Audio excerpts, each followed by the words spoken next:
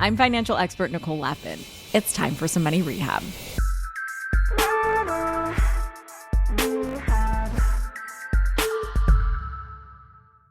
This week, we've talked to a rock star economist and the most photographed guy on Wall Street. And now it's time to go a little closer to home. Literally. We're going to the Real Housewives of New York City. Today, I'm chatting with Kelly Bensimon. To RHONY fans, Kelly is an icon from the 2 seasons she spent on the show over a decade ago.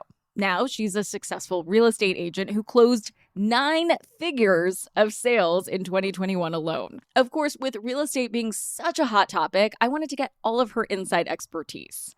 But there's another money trail I also wanted to follow, the money trail of the Real Housewives. Full disclosure, I've never actually seen an episode of The Housewives. I know I'm probably the only person on the planet, but somehow I am still hooked.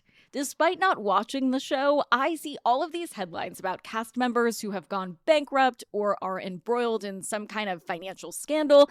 And my question is, why? Why are there so many housewife stars with financial skeletons in their closet? Seems to be a story there, and I wanted to find out. Kelly Bensimon, welcome to Money Rehab. Thank you. I love that, Money Rehab. That's such a great title. Thank you. I think we're going to keep it. How did you start in real estate? So I actually stumbled upon real estate. Unfortunately, my mom fell ill and wanted me to help sell our family properties.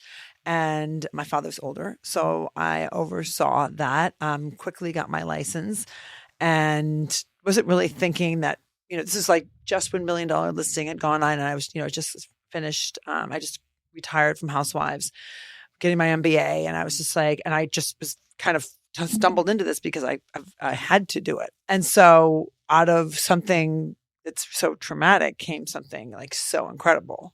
I mean, who'd have known that, she's asking me to do something to like preserve our family. And all of a sudden I'm pulling in 110 million on my own. I was just about to ask that. I was waiting to like throw down that number because you were like, I just stumbled into this little thing. Casual $110 million in sales later. Last year. Yeah. Just last year. In 1 year. 1 year. Started with the number one deal of 2021.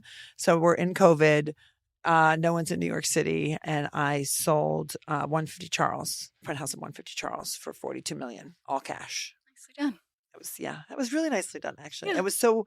A friend of mine happened to be looking for a $30 million apartment for his son. Does that guy want to adopt another child? Someone who wants to buy a $30 million apartment? Who is that kind of person? I mean, they're just New York investors. I mean, I think a lot of New York guys knew what was going to happen. They forecasted that there was going to be something happening. They just bought everything up because it was on the down. So buy low, sell high. And so when buy low, sell high, that's your business. That's right. But it works in real estate too. It's really hard to time the market. It's hard to figure out the trends of real estate. It's so city specific. What do you think is going on with the real estate market now? If you could give us a pulse check. Well, so, stock market's your business, real estate market's my business. But, we had, 14 contracts over 4 million last week. And 4 of those were over 20 million. So, and it was Thanksgiving. So, that's really interesting. I mean, there's a lot of big cash buyers out there. So when people ask me about my business, they're like, well, people aren't selling anything. I don't want to sell. I'm like, well, you can sell. It's like any market. If the person wants what you have, they're going to pay the price for it. So it doesn't matter what the state of the stock market is. It's like people want what they can't have. And the good news about my business is I have a lot of great properties that most people can't have. Well, it sounds like it's really a relationship business. Completely. But this isn't something that I just fell into. People are like, oh, she got her license and all of a sudden she's doing 42 million. This is not how that works. I mean, I went to Columbia. I have my MBA. I had great mentors along the way. I started L Accessories, started Gotham Magazine. Like I'm used to working with, investors. I'm used to working with advertisers. I'm used to I think one reason that real estate really resonates with my clients is because I know everything about lifestyle. I started a magazine based on lifestyle. So it's like I already put the work in And so I can kind of sit back and say, okay, this is the strategic opportunity for this apartment. This apartment needs staging. This apartment needs press. This apartment needs, a party. This apartment, whatever it is, everything needs a little love in some kind of way. And, you just can't they always say like put lipstick on a pig. Like we don't do that. I like make it movie magic. I did bid on a place in LA and I lost it. So I need help. We've seen these crazy bidding wars. Right. It was like, when interest rates were nothing, lines around the block for open houses, like they were giving something away. I mean, that's for rentals and for sales. Yes. Mm-hmm. And that's kind of changed as interest rates have gone up. But what would your advice be for winning a bidding war? To have your financials in order. Just be ready to go. Because, for example, my daughter is looking at an apartment. And they were like, okay, it hasn't even been finished yet. It's like the apartment is in construction. And they're like, okay, you need to Zelle the money, first month's rent, earnest deposit, all this money, like Zelle it. No checks, Zelle, like right away. So you have to be really ready to go. You can't be like, oh, wait, hold on, let me just get myself together, because there is that person that has their money ready to go. And that's when you lose something. I mean, I don't hate renting. I talk about this a lot too, because Right. if you are taking out a jumbo mortgage and you're paying money every month, right, most of that's going to interest in the beginning, right, right? And that's money you're not getting back. So when people say you're throwing money away by renting, you don't get that interest back. You don't get a bunch of other stuff back. You don't get closing costs back. right. And so do you think we should bring sexy back to renting? I mean, there are so many. I mean, the rental market in New York is just insane right now. And, I think there's a lot of fear associated with buying properties because there's fear with the unknown. And it's not like, because of the volatility of the stock market, people are like, okay, that's a forecasting of what's going to happen in the real estate market. But again, like, I live in this beautiful building. I just sold, it's approximately, because it's a co-op, so it's approximately 1,800 square feet, one apartment for $2.9 million. And then I sold another one a couple of months later for $4.1. So I basically raised the price of the building. Obviously, the other apartment was a different apartment with a different narrative. But do you see what I'm saying? Like, you can really make really good money, or you can, if you're living in a great home, like, for example, like I represent this insane home on the Upper West Side, 26 West 87th Street, where Billie Holiday, she lived. And it's this phenomenal townhouse. It's been completely renovated for 13.7.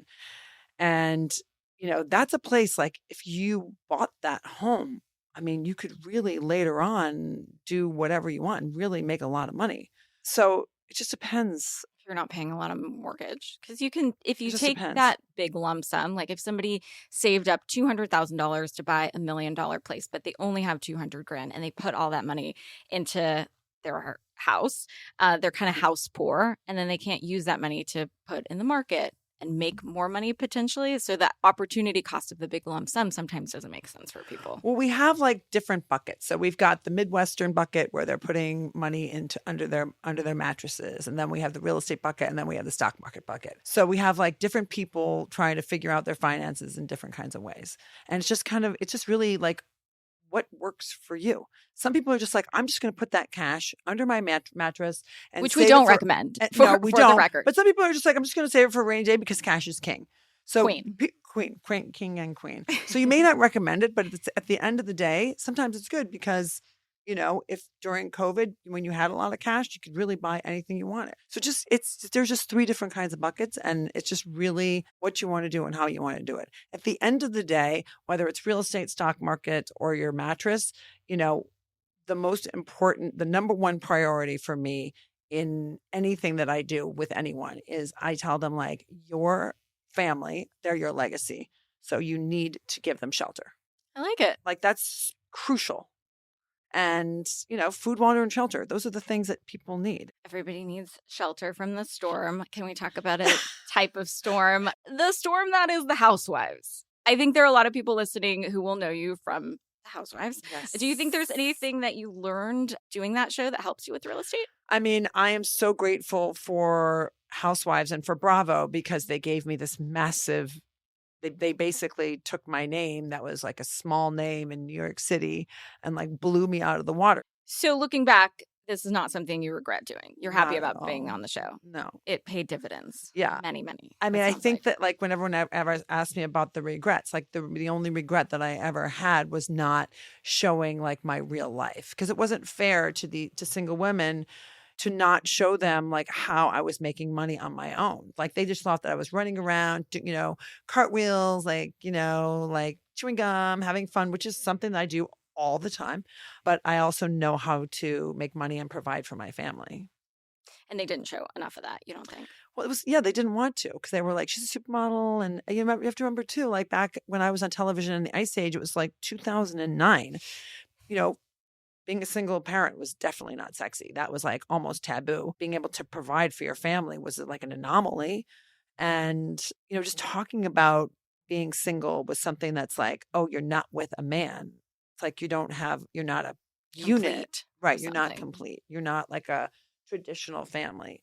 So there were all of these interesting layers of things that people didn't want to necessarily hear about. And now people are like, how did you do it? How did you do it? I'm like, I don't know. You ask my kids. They did it. I didn't do it. I just like pushed them. So we heard rumors that Bravo wants you to come back for a Housewives of New York Legends show. Are you going to do that? I mean, I'm definitely thinking about it. It's like I love the brand, and I love the women. So I'm definitely thinking about it. So, but leaning more toward yes. We'll see. Sounds like it. We'll see. We'll see what happens. I never, you never say never. But everything has to align. Hold onto your wallets. Money Rehab will be right back. And now for some more Money Rehab. It sounds like it. I mean, Bethany has said that there's always a number to go back to the Housewives. Right. Do you have a number? Well, it's work at the end of the day. So there's always a number for everything. I agree. Yeah. It's not a charity. Right. Okay. So what like a ballpark? I don't know. Like really. Roughly. Okay. So I'm going to give you $50 million. Would you go back to the Housewives? 50 million. I'd probably go back to the Housewives. 10 million. We're doing an auction. Why is it 50 to 10? That's terrible. It's like it's usually like 50 to like 47 or like we're not buying a house here, sister.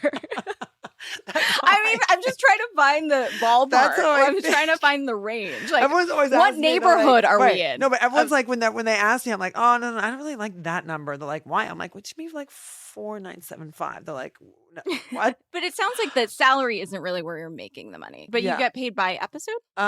It depends on your deal. So there's not a standard thing. Everybody gets. Yeah, I mean, I don't really know what other people are getting. I don't really like a lot of housewives. They like try to commiserate. I'm like, no, I'm good.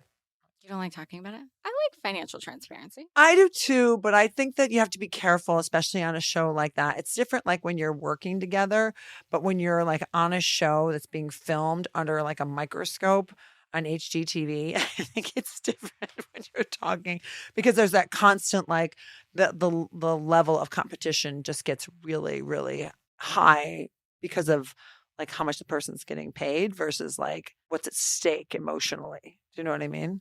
Got it. I'm sure Bravo doesn't want everybody talking about it because there'll probably be like some collective bargaining agreement where everybody goes up and tries to again, like you don't want to be like, you don't want to have, I mean, you wouldn't want to be on a show. You wouldn't want to produce a show where you have like 4 people already arguing about knowing how much the other person is making. I mean, there's a balance, right? Because I think, especially for women negotiating, this will be a real estate analogy for you. In order to price your house, you need to know the comp of the area. Obviously. Okay, so the same thing works for like salaries, right? If you don't know the comp, like how are you pricing yourself? You're shooting in the dark. Right. That's a good point. But I think that when you're seeing people that are getting like $1 million versus like other people that are getting like 10,000, I think that such a like it's not a level playing field, and so then people get like at the onset like ferocious, and they don't want that. They want people to be genuine, and they want to like, it's HGTV. You want to see like authentic moments. Yeah, although I would argue with Housewives, there's been so much financial turmoil for so many of these women that maybe talking about it would be helpful. Because the number of bankruptcies, the number of financial scandals. Well, I mean, if you're talking about actual finance, if you're saying to like so-and-so, like if you went on and were like, hi, this is what you need to do. Or if someone was in a situation with bankruptcy, if you were there to be like, well, I can help you navigate that. I think that's different than like trying to get people to on the onset to be like, you're making 10,000, I'm making $1 million. Like I'm better than you are, kind of thing. Should I bust into the Housewives? Because you don't know you don't Help know all these like women? who's going to be the breakout star. Like you don't know just because you're making X amount of dollars doesn't mean that you're not going to be that you're going to be the breakout star versus the other one. You don't know that.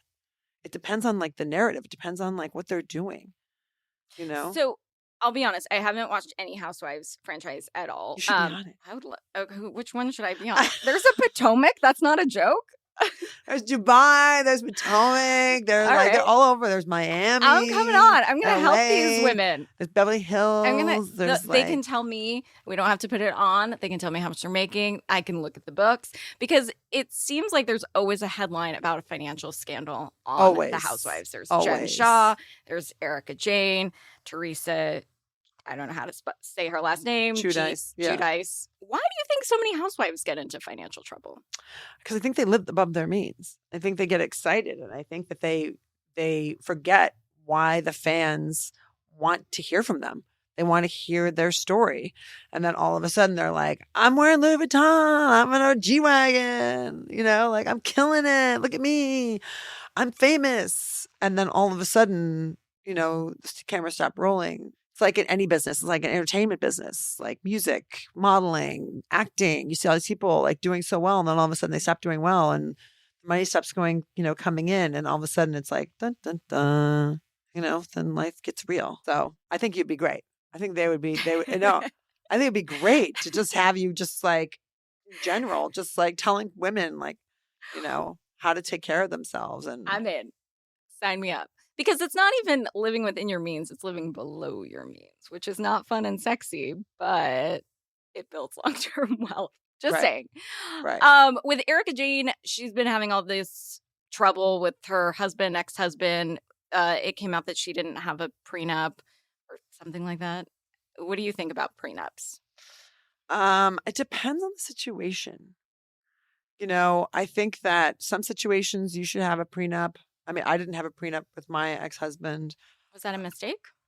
No, because I mean, I had money coming in, he had money coming in, and I just genuinely wanted to, move forward, and money wasn't the impetus. Like I didn't marry him for money, and I wasn't divorcing him for money. I was divorcing him for freedom and to raise my kids and to give them the greatest life ever. And I just didn't feel like being with him was doing that. So I don't think of it like that. Like some women are like, oh my God, money, which is great. Or you could flip the script, right? And say like, this is an empowering thing. I'm a woman. I make my own money. Like I need to protect my own stuff. Right. By the way. Well, there's two sides of it. I mean, I definitely raised my kids with good values and a sense of self, and they've always worked. And my daughters worked through college, and they've, done everything from like babysat to do like bartending, waitressing, like they've done it all. Personally, I don't know. I mean, it's like, I don't judge people, but I don't marry for the ring. Like I, marry because I married my ex-husband because I thought he was an amazing human. If I thought that was marrying for the ring, like I would have gotten a bigger ring. I think some people think of it that, you if you get divorced or if something happens, it's like having insurance. You don't want the state to decide. You just want to be in control of what happens. You can throw it in the fire or whatever. So, so would you get married again? Definitely. Yeah. I mean, if we're talking about like your inheritance, like your family's inheritance or something like that, like I don't think that that's fair for an ex to get that. That's not fair. But when you bring something to a relationship and you are in the relationship and you're going in under contract, it's a transaction at the end of the day. It's a legal contract. I'm going to marry you and this is what we're going to do. And here's the terms of the contract. I mean, that's what it is. So if you don't like the terms of the contract, you probably shouldn't have gotten involved in the first place. So you're out dating. Yes. How's that going? It's going well. Are you on the apps? No, I have a boyfriend. I have a boyfriend. I have a really serious boyfriend. Congratulations. Thank you. When you were dating, did men feel intimidated by you, do you think? No. By your net worth? No, they're always trying to like take care of me. Men are always like, oh, let me take care of you. Like, it made me feel very insecure. Very insecure. Because you want to take care of yourself. Right. Because it's like, here I have these two girls. And what am I going to do? Just be like, oh, okay. Like, let me just, hop into your arms with two kids. I was like, ready, set, here we go. I felt a big responsibility. And people, guys that I were dating were very, very assertive about, taking care of me. Made me very insecure.